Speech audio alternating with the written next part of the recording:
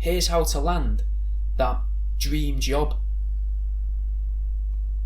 Get fired from your current role, but do it in a way that makes you look the hero. Stand up to the workplace bully, prevent corporate fraud, or give a huge discount to a truly worthy customer.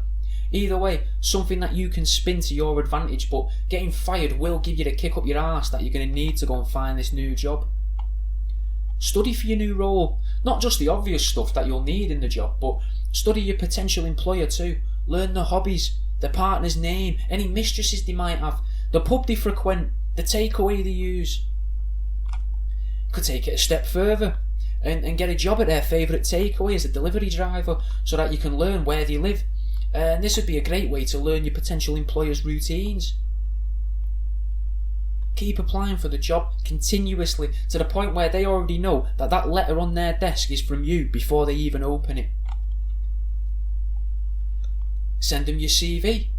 One word at a time in separate Christmas cards. Your potential employer will love that you've took the time to do it, and they'll be impressed that you could afford the postage costs for sending 200 plus cards in the post, proving that you're not just desperate for the money that the job provides, proving that you actually want to do that job. If the owner of the business has got some ugly kids, obviously of legal shagging age, you should do everything you can to become them kids' partners. The employer will be so grateful that their child is fulfilled that they'll want to keep you happy too. Pose as a construction worker with a clipboard and a high-vis jacket. Find your way into their building, and then once you're in the lift, remove the vest to unveil your suit and just go and take a seat in an office and ingratiate yourself amongst the workforce. Buy some magnetic signage saying mobile tyre repair. Rent a van and a generator and compressed air pumps, then deflate every other car tyre in the office car park, then park your van in sight of the car park, not in the car park, but in sight, just in the distance a little, and wait in a local cafe. When they inevitably call you to say, come and inflate these tyres for us, you can say how you were thinking of selling your business on, and you've been considering a career in whatever their job is, and ask if there's any openings, because after all, getting a good job is all about knowing people in that job. Everything's about everyone you know.